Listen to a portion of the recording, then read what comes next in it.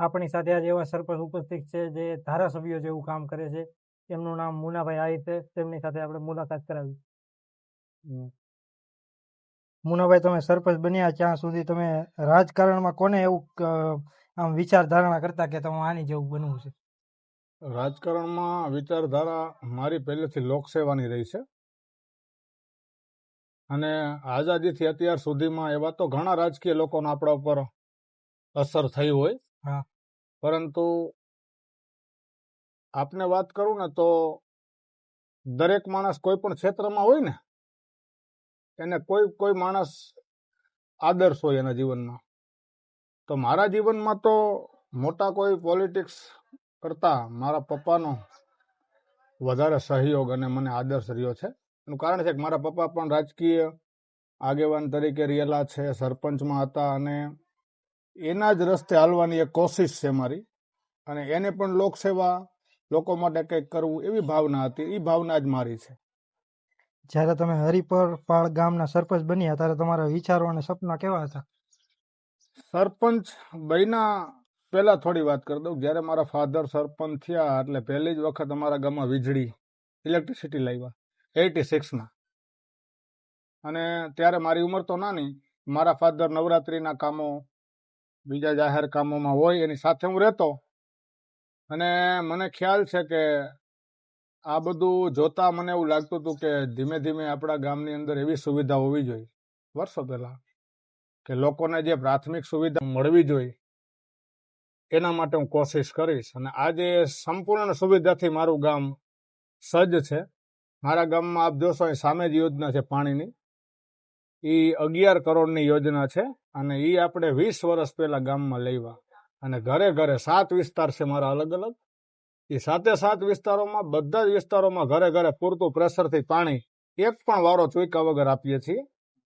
પછી આજથી 13-14 વર્ષ પહેલા અમારા ગામને હરિપરપાળને અમે મોડેલ ગામ ગેસ કનેક્શનથી કે પાઇપલાઇન દ્વારા ગેસ, પેલા બાટલા લઈ આવતા, પેલા સાણા બર્તનથી લોકો પેલું રસોઈ બનાવતા, બધા લોકોને બાટલા મળતા બી નહીં. એના માટે પ્રોસેસ અઘરી હતી. પણ ત્યારે ગુજરાત ગેસ દ્વારા જ્યારે શરૂઆત થઈ ત્યારે પહેલા વહેલું સૌરાષ્ટ્રમાં અમે આ ગામને એમાં લેવડાવી અને આજ ઘરે ઘરે અમે ગેસ પોગાડ્યો. એટલે આ 2 કામ મારા જીવનના બહુ મહત્વના હતા. કારણ કે એક તો પાણી, બેનું દીકરીઓ બધા દૂર દૂર ભરવા જાય, ડંકીઓ હોય, કુવા હોય, ત્યાંથી ભરાતું. છેલ્લા 20 વર્ષથી હવે નાની જે દીકરીઓ બહેનો છે અથવા અત્યારના જે બહેનો છે એના માથેથી બેડાનો સ્વતંત્ર ભાર હા ઉતરી ગયો પાણી મળવા. અને ગેસ મળવાથી આપણા એ ગામમાં કોઈને બાટલા લેવા જવું કે ઈદોડા દોડી બંધ થઈ ગઈ. એ સિવાય અમારા ગામમાં તમે આ રોડે આવ્યા, ગામમાં હરિપરપાળના પાટિયાથી કાલાવડ રોડથી સ્મશાન સુધીના પાકા રોડ, ત્યાં સુધી લાઇટું, 100% ડ્રેનેજ સુવિધા 7 વિસ્તારમાં, અને 100% પાકા પેવર બ્લોકના આપ જો અહીં દેખાય છે સોસાયટીની અંદર, આ બધી જગ્યાએ પાકા રોડની સુવિધા આપી. અને સાથે સાથે મને એક વધારે એ હતી, જ્યારે હું ભણતો ને ત્યારે અમે નરિયાવાડી સ્કૂલમાં ભણ્યા. પછી સમય જતા જતા અમારી સ્કૂલમાં એવું વિચાર આવ્યો કે આપણી સ્કૂલને સારી બનાવી અને એમાં ડિજિટલ ને સ્માર્ટ બનાવી. તો અત્યારે અમારી શાળાએ, તમે સ્કૂલે જાઓ હરિપરપાળ શાળાએ, તમને પહેલી નજરે એવું જ લાગશે કે આ કોઈ પ્રાઇવેટ સ્કૂલ છે. આ બધી સુવિધાથી સજ્જ અમારી સ્કૂલ છે. આરો પ્લાન્ટનું પાણી બાળકો માટે, મધ્યાહન ભોજનની, સારા જમવાની સુવિધા, દરેક રૂમમાં પ્લાઝમા ટીવી, દરેક રૂમની અંદર ઇન્ટરનેટ સિસ્ટમથી ચાલતા પ્રોજેક્ટર. આ બધી સુવિધા કરવાનો એક અનોખો આનંદ હોય છે. આમાં અહમ કે ધમન નહીં, પણ એક જીદ હતી મારી કે આપણે બોલીએ એના કરતા વધારે કામ કરીએ. એક જીદ હતી. અને ગામના આગેવાનો, વડીલો અને ગામની જનતાનો ખૂબ જ આશીર્વાદ મળ્યો અને ખૂબ મને સહકાર મળ્યો. એટલે આપણે એકદમ સારી રીતે આ ગામના વિકાસમાં સહભાગી થઈ ગયા. અને ગામમાં વિકાસની દ્રષ્ટિએ અત્યારે તમે આવો તો એવો કોઈ પ્રશ્ન તમને ન કહે કે અમારા ગામમાં પાણી નથી, કે આ નથી, કે ગટર નથી, કે પેલું નથી. 100% સજ્જ બધી સુવિધાથી. પછી બાકી રહેતું હતું મારા ગામમાં મજૂર વર્ગ જાજો. મારા પપ્પાના કાર્યકાળમાં પહેલા વખત ફેક્ટરીની શરૂઆત થઈ. તેમ આપણે સાંભળ્યું છે તમે બધા યુવાનોએ. કે જ્યારે નરેન્દ્રભાઈ મોદી ગુજરાતના મુખ્યમંત્રી હતા ત્યારે વાઇબ્રન્ટ ગુજરાત કરીને એક કાર્યક્રમ ચાલતો હતો. એમાં છાપવામાં આવતું હતું મોટા મોટા અક્ષરમાં. ફોરેન થી લોકો આવતા હતા, ડેલિગેટ્સ, ઉદ્યોગપતિ આવતા હતા, પછી એના એમઓયુ થતા હતા. આપણે જોતા હતા ટીવીમાં, સમાચારમાં 3 લાખ કરોડના એમઓયુ થયા, આ વર્ષમાં 2.5 લાખ કરોડના એમઓયુ થયા, આ વર્ષમાં 3 લાખ કરોડના ઓલું થયું. પણ વાસ્તવિક દ્રષ્ટિ અત્યારે તમે તપાસ કરો આખા ગુજરાતમાં ક્યાંય 5,000 કરોડનું રોકાણ થયું નથી. આ બધા જાણીએ છીએ. ઈ જે ડેલિગેટ્સો આવ્યા ને 7,000 રૂપિયાની થાળી જમીન વયા ગયા. પણ મારા પપ્પાએ ઈ સમય, ઈ કાળ, જેને વાઇબ્રન્ટ શબ્દની ગુજરાતમાં ખબર નહોતી, મારા પપ્પા સેન્ટ મેરીજના વિદ્યાર્થી હતા અને એને ખબર હતી કે મારું ગામ જ્યારે સરપંચ બન્યા ત્યારે દુષ્કાળની પરિસ્થિતિ થતી, ત્યારે રાહત કામ ખોલાવતા. તળાવો બધા આપણી પાછળ તળાવ છે, બધા તળાવો જે રહ્યા ને એ રાહત કામ દ્વારા બન્યા હતા. પણ તમને કહું કે ઈ પપ્પાને એવી ખબર હતી મારા બાપુજીને કે જો કંઈક રોજગારી ઊભી થાય ને તો આ લોકોને રાજકોટ કે બહાર કે કામે જવું ન પડે. એટલે પહેલા વહેલી સુપેક ઇન્ડસ્ટ્રીઝ લેવા, પછી હેરબ આવ્યું. મારા પપ્પા સાથે ભણતા હતા સેન્ટ મેરીમાં, જતીનભાઈ, એ હેરબ આવ્યું. ધીમે ધીમે અનેક ફેક્ટરી, 400 ફેક્ટરી મારા ગામમાં છે. એટલે અમે ગુજરાત તો વાઇબ્રન્ટ થયું નથી ખબર, પણ હરિપર પાડને અમે 100% વાઇબ્રન્ટ કર્યું છે. અહીંયા અનેક લોકોને રોજીરોટી મળે છે. રિક્ષાવાળા હોય તેને પણ ધંધો મળે છે, પેલા બોલેરાવાળાને ફેરા મળે છે, બહેનો દીકરીઓને વર્ક માટે કામ મળે છે. એ સિવાય 6 ઇન્ટરનેશનલ કોલેજ આવી, પોદાર છે, ગ્રીનવુડ છે, ડીપીએસ છે, કામદાર છે. આ બધી કોલેજો, સારી સારી સ્કૂલ આવી, સીબીએસઈ બોર્ડ. એના લીધે જે અમારા બહેનો છે એ બધા ત્યાં અત્યારે હાલ મોસ્ટ ઓફ પટાવાળા નોકરીમાં, હળવું કામ અને પગાર સારો, આવી રીતથી બધાને રોજગારી મળી છે. એટલે અમારું ગામ તો વાઇબ્રન્ટ કમ્પ્લીટલી છે જ. ગુજરાત થયું ન થયું તો આપ યુવાનો તપાસ કરો તો ખબર પડે. પણ અમે જે હરિપર માટે મારા પરિવારે મેં કઈ જે કર્યું છે ને અમને જે સેવાનો મોકો આપ્યો ને ગામે, એ જ અમારા માટે બહુ મોટી વાત છે કે આ ગામે આ પરિવારને પસંદ કર્યો અને વર્ષોથી આ પદ ઉપર અમે સેવા આપી રહ્યા છે. એટલે ઈશ્વરની ને ગામની કૃપા છે મારા ઉપર. તમે ગામના કામો કરવા, વિકાસના કામો કરવા વખતે જાઓ ત્યાં તમને કોઈ મોટો પડકાર પડ્યો અથવા આડવાત કરવામાં આવ્યો ગામજનો દ્વારા? નહીં, કોઈ દિવસ સિંગલ નહીં. એનું કારણ છે કે જ્યારે કામની શરૂઆત તમે કરો ને, ગ્રાન્ટ હોય, સ્વભંડોળ હોય. અમારે ફેક્ટરીઝ ને, હાઈ રાઇઝ ને, લો રાઇઝ ને બધા બિલ્ડિંગો છે. આજુ રાજકોટની નજીકનું ગામ છે. એના ઉપર એક નિર્ધારિત કરેલો અમે ટેક્સ નાખેલો છે. એ ટેક્સના પૈસાનું ભંડોળ જ્યારે ગ્રામ પંચાયતમાં આવે એટલે એ ગ્રામ પંચાયત એનાથી કામ કરી શકે. બીજા ગામને આટલી ગ્રાન્ટ ન હોય. બીજા ગામમાં નાણાં પંચ દ્વારા વસ્તીના ધોરણે આવતી ગ્રાન્ટ હોય, એટીવીટી દ્વારા આવતી ગ્રાન્ટ હોય, 15% વિવેકાધીન હોય. આવા બધી ગ્રાન્ટો જે બહુ થોડી માત્રામાં આવતી હોય. મારા ગામમાં મારું પોતાનું અમારું ભંડોળ હોય છે પંચાયતનું. એટલે અમે એક સ્ટેપ પાડી દઈએ અને ગામ લોકોને સમજાવી છીએ કે ભાઈ આ વિસ્તારનો વારો આવી ગયો છે, હવે તમારા વિસ્તારનો નેક્સ્ટ આવશે. હંમેશા ઉપરથી નીચે હાલવું પડે રોડના કામમાં, ભૂગર્ભ ગટરના કામમાં, કેમ કે તો તમે એનું લેવલ, પાણીનો પેલો પ્રવાહ જાળવી શકો. એટલે અમારા ગામમાં કોઈ દિવસ ઇસ્યુ નથી. ગામની જનતા ખૂબ સારી છે, સમજુ છે કે અમે જે કામ કરીએ છીએ એમાં પૂરો સહકાર આપે છે. પડકાર ક્યારે આવે?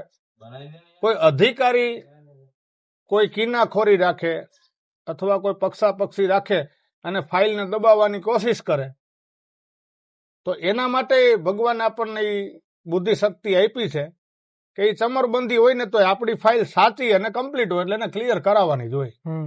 ગામમાં કેવો એવો પ્રોજેક્ટ છે તમારું સપનું હોય છે કે આ પૂરું થવું છે?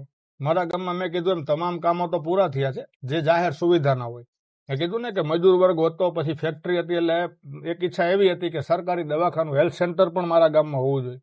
તો એ પણ અમે 7 વર્ષ પહેલા બનાવ્યું. સરસ રીતે હેલ્થ સેન્ટર બન્યું. એની એક ખુશી હતી કે ભાઈ ગામના લોકોને ત્યાં નાના મોટી દવા, પ્રાથમિક સારવાર મળી જાય, ખોટા ખર્ચા રાજકોટ કે જીઆઈડીસીના ન થાય, મેટોડાના. મારી ઈચ્છા સીસીટીવી ફેસિલિટીસ આખા વિસ્તારમાં થાય. અને જે અમારો એક સળગતો મુદ્દો છે કે સુરત હોય, અમદાવાદ હોય, બરોડા હોય, રાજકોટ હોય, જામનગર હોય, જે મહાનગરપાલિકાઓ છે એની આસપાસના વિસ્તારના ગામોને રૂડામાં હોય, અર્બન ડેવલપમેન્ટ ઓથોરિટીમાં. રાજકોટ હોય તો રૂડા હોય, જામનગર હોય તો જુડા હોય, અમદાવાદ હોય તો ઓડા હોય. એ વિસ્તારમાં અમારા હરિપર પાડ સહિત 48 ગામો અત્યારે રૂડામાં આવે છે. હવે તમે સમજો કે 48 ગામમાં સરકારશ્રીનો એવો ઠરાવ છે કે પ્લોટની ફાળવણી ન કરવી. પ્લોટ નથી મળતા 20 વર્ષ થયા, ક્યાંય 25 વર્ષ થયા. પ્લોટમાં સરકાર, બધી સરકારો બહુ ઉદાસીન રહી હોય. એના હિસાબે શું થાય, પરિવાર હોય, એના છોકરા કાલ સવારે મોટા થાય, જુદા થાય. એને રહેવા માટે આછા પાતળું પછી ગમે આ મકાન કરવું પડે. ને સરકાર અત્યારે આપ જોઈ રહ્યા છો, હમણાં કતારગામ સુરતમાં, માફ કરજો પણ આપણે અત્યારના સમયમાં બોગસ જજ જોયા, બોગસ ડોક્ટર જોયા, બોગસ હોસ્પિટલો જોઈ, બધું બોગસ જોયું ને એક જોવાનું બાકી હતું, બોગસ ડિમોલેશન જોયું. બોલો, 200 થી 250 ઘર 250 ઘર રાતોરાત પાડી નાખવામાં આવ્યા. એને કોઈ નોટિસ નહોતી આપી.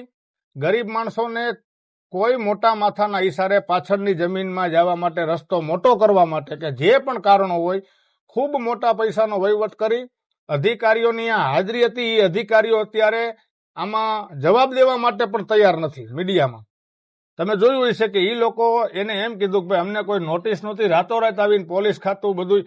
હવે આ પેલું ડિમોલેશન કાયદાકીય રીતે નહોતું તો ત્યાં અધિકારીઓ શું કરતા હતા? પોલીસની હાજરી ત્યાં હતી તો પોલીસને ઓર્ડર કોને કર્યો હતો? આ ડિમોલેશન વખતે હાજર બુલડોઝરો ક્યાંથી આવી ગયા હતા? એટલે હવે આ ગુજરાતમાં આ જોવાનું એક બાકી હતું કે ગરીબ માણસ જયારે હોય છે, એક લાચાર માણસ હોય છે અને એક પૂંજીપતિ પૈસાદાર માણસ હોય છે, તો ત્યારે ખરેખર આપણા હૃદયની માલિકો એક દુઃખની ભાવના ઉભી થાય કે હારું ગરીબ માણસ માટે કાંઈ નહીં. સરકાર બનતી હોય ને ત્યારે મત ગરીબો આપે છે, પૈસાવાળા આપે છે, પણ તમે એક જ લક્ષ્ય રાખો, પોતાના મળતાવડા માણસોની હારે એનું કંઈક સારું કરી દેવું, એને કંઈક લાભ અપાવી દેવા, ગરીબનું કાંઈ નહીં.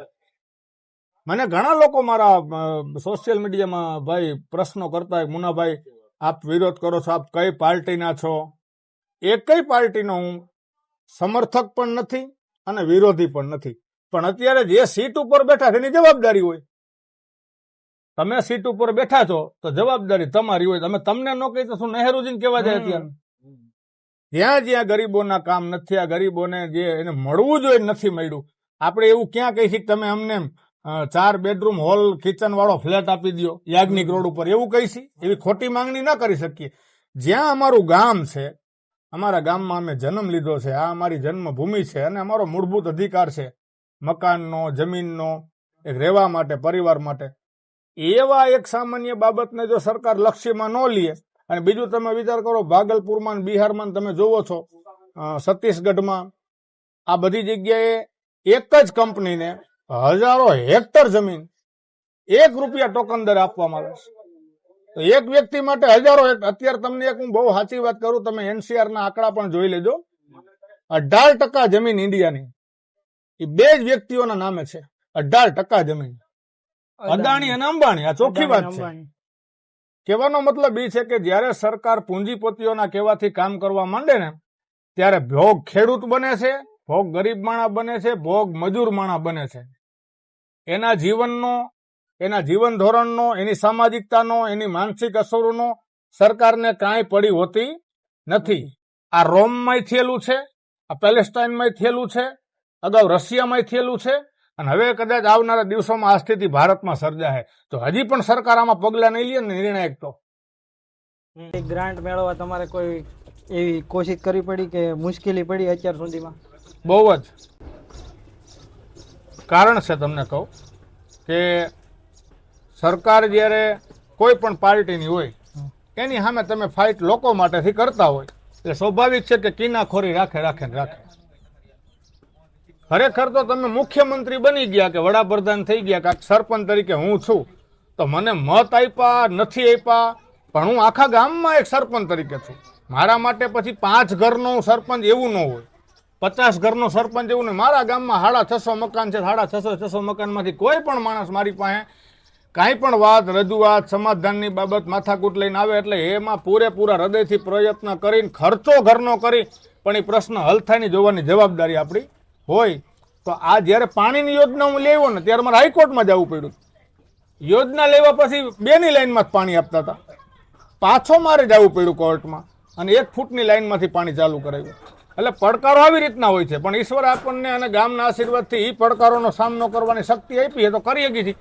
બાકી બિચારા જેને કાંઈ ખબર નથી પડતી ને એવા સરપંચ તો મૂકીને ભાગી જાય. અત્યારે પોઝિશન છે, રાજીનામું દઈ દે સાહેબોના પ્રેશરથી. સોશિયલ મીડિયા ઉપર આવા પ્રેરણાઓને તમને ક્યાંથી મળી આવી? સોશિયલ Video મીડિયા બનાવવાની મતલબમાં. સોશિયલ મીડિયા હું ફેસબુક ને વોટ્સએપ ને આવું એક જનરલી આપણે યુઝ કરતા હોય છીએ. મને ઘણા મિત્રો એમ કહેતા કે મુનાભાઈ ઇન્સ્ટાગ્રામ સારું છે પ્લેટફોર્મ તમારી વાત મૂકવા માટે, તો આપ એમાં પણ હું નહીં કરતો કાંઈ, કેમ કે આપણે એવી ઈચ્છા નહોતી કે આપણે કાંઈ ફેમસ થવું, ફોલોવર્સ ખૂબ હોવા જોઈએ.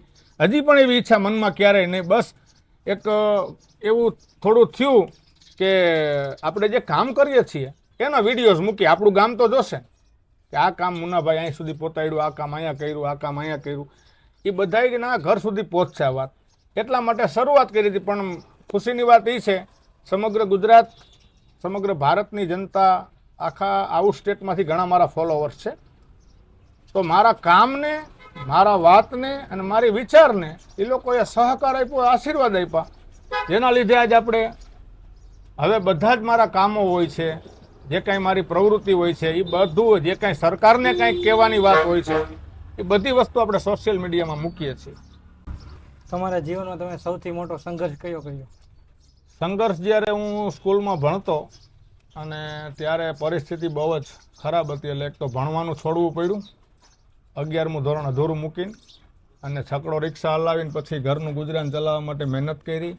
પછી ઘણા વર્ષો સુધી હાર્ડવર્ક કરવું પડ્યું. એ સંઘર્ષનો કાળ હતો. પણ મને બહુ મજા એ આવી કે સંઘર્ષનો કાળ છે ને તમને મજબૂત બનાવે, સંઘર્ષનો સમય તમને પરિપક્વ બનાવી દે. સંઘર્ષ જેના જીવનમાં નથી, ડાયરેક્ટ મળી જાય છે ને, એને એની કદર નથી કે 500 રૂપિયા કેવી રીતે આવ્યા. તમે માનો કે કામ નથી કરતા ને તમે તમારા પપ્પા પાસેથી 500 માંગ્યા, તમને આપી દીધા, તમને 500 રૂપિયાની કોઈ કદર નથી. એટલે તમે ગમે આ ખર્ચો કરી નાખશો. પણ તમારા પપ્પા એ ખર્ચો ગમે આ નહીં કરે. એને ખબર છે કે 500 રૂપિયા કેટલી કલાકે કેટલું મહેનત કર્યા પછી મળે છે. પછી ઓફિસમાં હોય તોય ભલે, મજૂરમાં હોય તોય ભલે. એટલે મારા જીવનમાં જે કાંઈ પણ ઘટનાઓ ઘટીને, એટલી ઘટનાઓ સારી નરસી, એ હું ઈશ્વરનો આભારી છું. ખરાબ ઘટના આવી હોય તો મને મજબૂત કરવા માટે આવી.